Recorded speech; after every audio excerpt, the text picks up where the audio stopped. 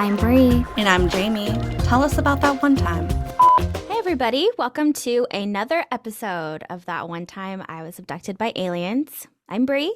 And I'm Jamie. And today we are doing the Abduction Hotline. And normally what we have going on is you guys call our voicemail or you hit us up in our emails and we talk about your stories or we listen to your voicemails.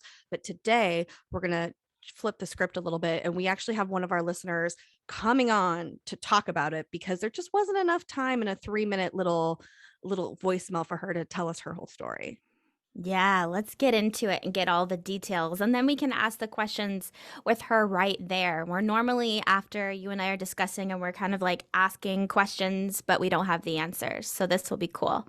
Exactly. And Vanessa's been a listener from the beginning of our podcast. She was originally one of our listeners from Beaverton, Washington. Beaver Dam. Or Beaver Dam, that's what it is, Wisconsin, right? And Wisconsin. And it was so funny because we all of a sudden had this huge burst of listeners from that area and we could never figure out. We were like, if you're from Beaver Dam, tell us. And Vanessa was like, oh, it's me. I'm there. I'm listening. So she's been with us for a long time. We've even done an abduction hotline with her voicemails before. So let's just welcome Vanessa to the show and bring her right into this, okay? Yeah. Oh, she's coming in. Hello, Hi. Vanessa. Hi, how are you guys? Good. How are you today, my love? I'm doing fantastic. We were just talking about how you've been a listener to our show really since the beginning and how you were originally from Beaver Dam and one of our listeners out there. Yes. As far as I know, I was the only one there because it's not a very big town, but well, that's what was so funny about it and why we talked about it on the show. And we were like, what the hell is Beaver Dam? Because there was an unusual amount of listens from that area. And we were just like, what is going on in Beaver Dam where people are just listening to our weird little podcast? Well, that's the funny thing is I didn't realize at the time that I played it on my tablet. I was playing the podcast on my tablet. I was also playing it on my phone on the way to work. And it kept playing all the way over and over up. She was giving us the plays. I didn't realize that until afterwards. I love that though. It was nice though because it made us call out to you, and now here we are. Yeah. We've talked to you so many times now. We do have to address the alien makeup though. Super cool. It's it got away from me. It started so as one cute. Thing, and then it started as another thing. And then it got very blue and kind of looks bruisey and I like it, but it is what it is. No, it's such a vibe. I love it. It's giving me alien, even though you think it's not. It really is. It's very high up. It's giving me those big alien eyes, and I really like that. Yeah, that's kind of what I was going for, but then I don't know. It's a vibe. It's working. It got away from me. Listen, I'm all about creating or being creatively expressive of yourself, especially inside of this field in multiple ways. We do our art, we have our crystals we collect, and we get creative with our makeup. I know when me and Brie go to conferences and stuff like that, I make her do the most ridiculous makeup on me with full-blown crystals around, and I'm just glitter in my hair and big giant puffy pigtails and stuff. So I get it. It's a vibe. It's a way to feel comfortable. Yeah, there's definitely a lot of glitter on me right now. I'm basically like a chinchilla, but instead of rolling around in dirt, it's just glitter. Just glitter. I love that. That's a whole vibe. It's cool though. That's pretty much how it happened. All right, Vanessa. You left a voicemail before. The last one we did with you, you were talking about flashes that you saw, but this time you want to tell us a little bit about some sleep paralysis that's been happening recently to you. Yes. Oh. Well, I've always sorry, there's hair in my mouth. I've always had sleep paralysis, and when I was younger, I actually sleepwalked for a very long time and up until college, which is usually not a thing. Usually kids don't do that after they leave adolescence. Mm-hmm. I kept doing it. I woke up in weird places, on the floor in the bathroom with the bath water running. I woke up in a car before. At the time I lived in Arizona, so it wasn't like I was going to freeze stuff like I do now, but yeah, it was pretty intense. Or through long bouts. Yeah, definitely. Or through long bouts of because I kind of was scared to go to sleep because I never knew if I was going to wake up or do something. So I kind of didn't like to sleep, so I slept as little as I could, which leads to hallucinations and stuff. The weirdest thing would be driving home from college and I would see people standing on the side of the roads all the way down, and it's 3 a.m. in the dark. And they weren't there, I think, maybe, I'm not sure. Or I got up to let my boyfriend into the house because he forgot his key. In the living room, it was this big square room. And when I opened the door, I saw a bunch of people sitting in every seat. Whoa. And it kind of stopped. It was like, okay, this is scary. Waited a few seconds and then like blinked a few times and then it was just normal. Or one time it was right before I moved up to Wisconsin. My bedroom window was kind of open or the blinds were rather, so you could see outside. And I woke up and there were 3 figures standing outside the window. And I freaked out. I ran to the kitchen. I wasn't wearing anything. I just had a blanket. And I was just sitting on the floor in the kitchen until I kind of woke up a little bit because it takes a little bit of time to wake up, Yeah. And then I was just like, why am I in here? I couldn't really remember exactly why until afterwards. But yeah, that's the short and long of it. I think there's a good argument for kind of the debate on whether or not hallucinations are full blown made up in our mind, or if it's that our mind state has shifted and we're able to see different things that coexist with us simultaneously. So that's really interesting to see people standing on the side of the road or in your house. I mean, there's a lot of questions there. Well, and it's interesting too because you very logically try to dismiss it as like I'm giving myself a lack of sleep, which is causing me to hallucinate. So it's not like you're flat out saying like, "Hey guys, I'm fucking seeing shit and shit's going crazy." You're like you're trying to rationalize the situation before you're like, "What the hell is going on?" Yeah, and it's since moving up here, I've encountered that a lot more, and I'm a lot more like mentally stable rather. Because at the time I didn't realize that I actually do have bipolar, and it was kind of starting to manifest because it's in that age range. So I think it might have been a combination of a few different things happening at once, not necessarily like a lapse of lucidity, but more so just a shift to a different mindset, if that makes sense. But since moving up here and having encounters and things all the time, pretty much, and with other people. And it's to the point where, like, when I was on that episode with Bobby, the Colin episode or whatever it was a few weeks ago. Yeah. Like seeing those people, those figures walking out of the trees or crossing the road and stuff, Yeah. and not acknowledging it, but the people I was with acknowledged it before me. When I'd been seeing it, I just didn't want to say anything because I didn't know if they would think, one thing or another. Well, it's interesting too. Most of the stories that you've told us, there's always been someone else to witness it, whether it's been like your mom or your friend or something like that. You've always been having these experiences and other people have been around to validate them. Yeah. Which is like not a lot of people get that kind of stuff. Like you still go through stuff on your own and you see and you witness these things. And I think what's happening is like you're starting to realize the more and more you have these phenomenons as you're more and more mentally stable and more people around you are acknowledging that they're happening. You're starting to realize that things in your past maybe weren't something that was just made up in your head or a hallucination, right? Right.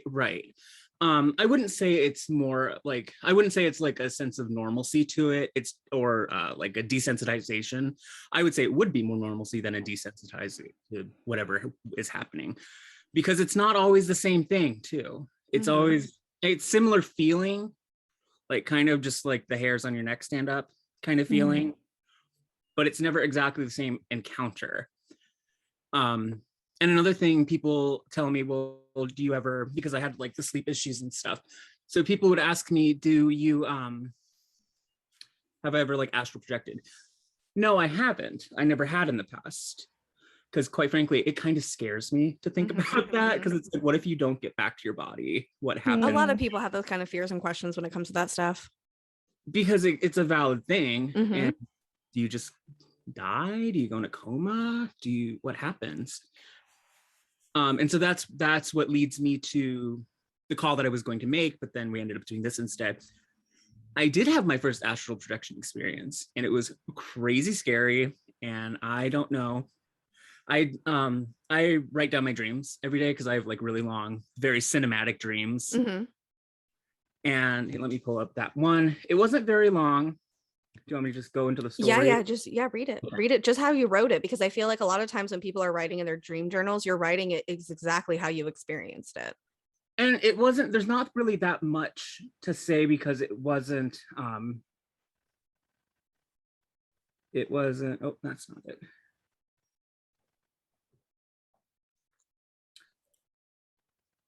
It didn't feel like a long time it was happening. No, it didn't, which is weird because normally it's like when I tell people my dreams, they're just like, that sounds like a movie. Like super detailed. Yeah. It feels like a really long time when you're asleep for 10 minutes, basically. Um, the whole time dilation thing, it might just being in like a dream state might have something to do with it. But Yeah, then for again, sure.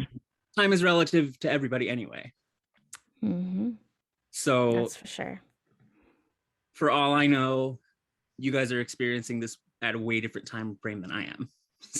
No, But it's and that's could the you whole, even tell that? it's the whole concept of time, and this theory of it is like, the reality is that us of humans have created what we determine time is based on how many times we go around the sun and at what velocity. So the reality is that time is purely based on where you are and how fast you're traveling. Yeah. Okay. Sorry. No, time travel is just one of my favorite things in the whole wide world to talk about. I love time, like all of that, No, time travel, anything like that. yeah, it's totally interesting.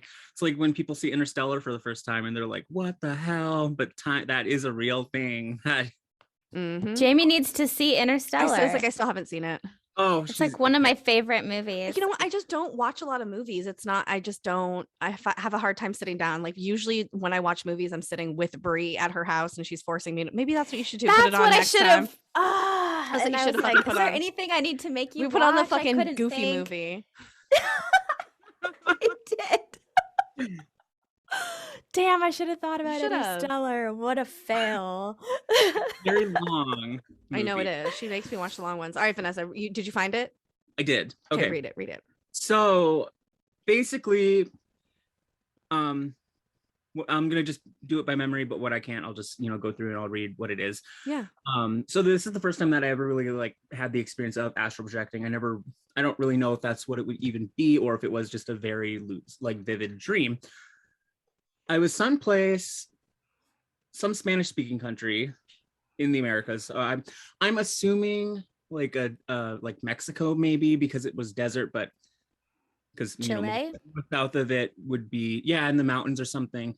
But the fact that I understood the Spanish she was speaking it kind of lends itself to me thinking that it was probably Mexico because I can speak Spanish and stuff. Yeah. Whereas I don't know the dialect and stuff for other places, but that's here nor there. I kind of I wasn't like flying around or anything, but I was in this little house, like a little mud house, basically. One of those ones that you kind of go down into. There was just like a little cot, little table, and there was a little lady. Like I wouldn't say old, I wouldn't say young, just a average age. I don't know what that would be. An adult, basically. Yeah. And I'm just kind of I don't want to say floating because I wasn't. I was just standing there, just watching her doing whatever she was doing. And she was just kind of shuffling around with her back towards me, moving some stuff around on a table. And she jumped. She got scared because she realized that I was there and she saw me, but nothing else there saw me. Nobody, like all the other people walking around or anything, none of them saw me there. She did. And she immediately freaked out. She like fell down and she started screaming this, I don't know, this phrase at me. It sounded like 3 words. It sounded maybe like Latin, but I don't think it would be Latin. I don't know what it would be. One of the words was lengua, which is like tongue. Or speech or something like that. And then another one was singua, which kind of would be like blood.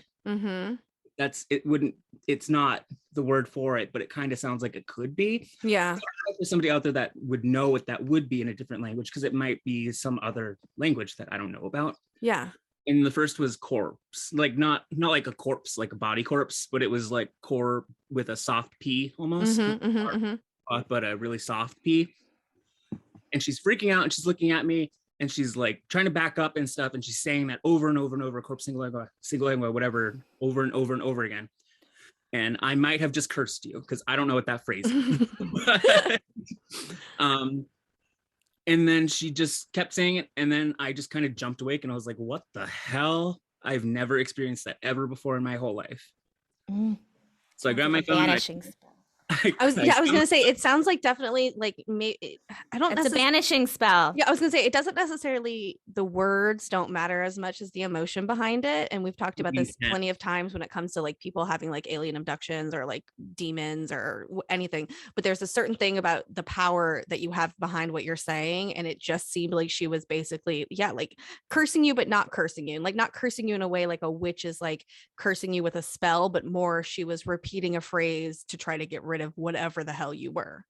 Yeah, and that's what makes me think that maybe she saw me not necessarily as an astral projection of myself. It's but interesting. It's the same thing with like interdimensional things.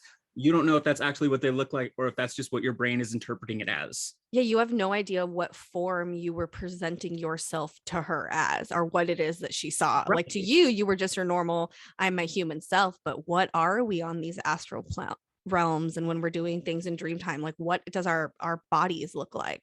Right. It'd be a shadow. You show up as like some shadow thing, and she's like, shadow, or even it could just be light. Like you never know. It's like in the Bible, they say that if you see an angel or whatever, like in the Christian biblical thing, basically you die because you can't. It's like, so yeah, it's so you can't comprehend it. Terms with it.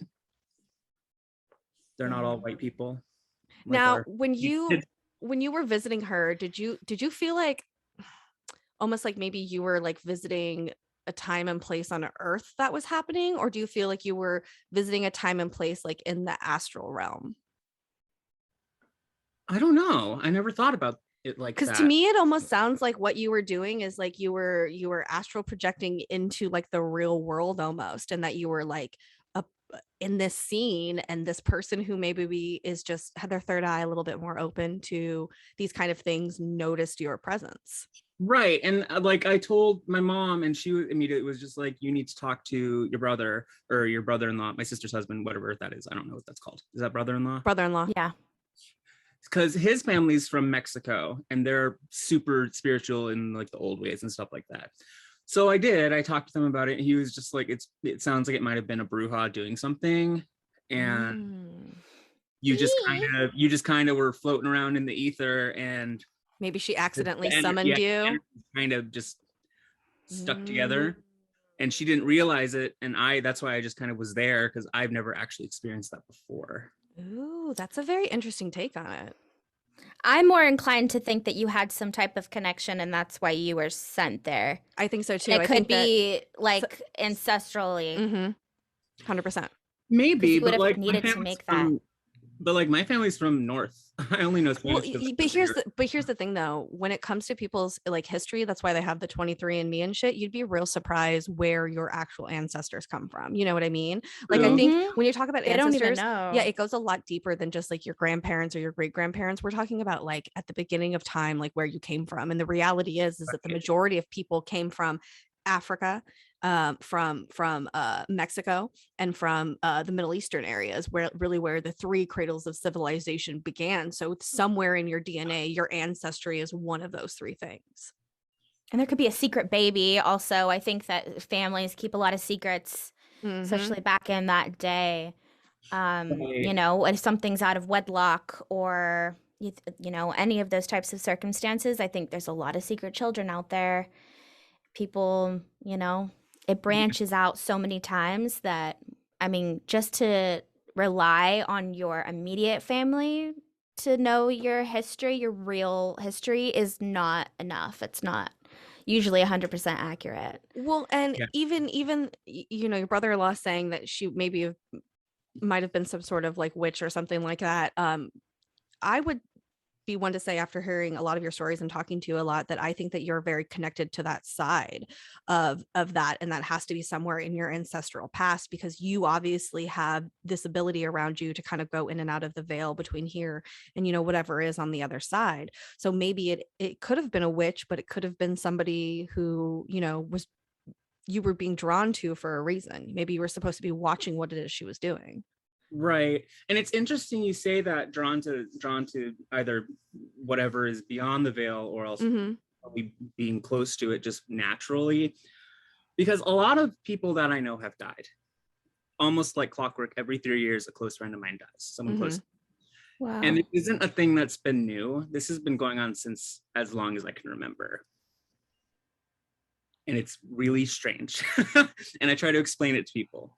This is the first year, but this is since I've come to terms with everything, with all of it, because I thought maybe I was just like a cursed person or whatever. And I was just, people were drawn to me. I think rather I'm drawn to people is how I kind of think about it. And I was talking with a friend of mine who's doing midday, which is medicine, tribal medicine. She's learning it basically. And she was kind of like, yeah, that's what it really sounds like. It's not that you are causing anything. It's just that naturally you do get just drawn to it just by the energy that you have around you. 100%. It sounds like, honestly, what it might be is you have signed some sort of a soul contract that maybe helps you help. You're supposed to be helping people cross that veil. You know what I mean? So you are subconsciously seeking out these people who don't have a lot of time left, and you are making sure that you're spending time with those people before that they go. What's that called? There's actually it's like a death death doula. mom, Death doula. Death doula. Oh, really? Hey, new career path. That's crazy. A lot of people who do that, and they work like at hospice care and things like that.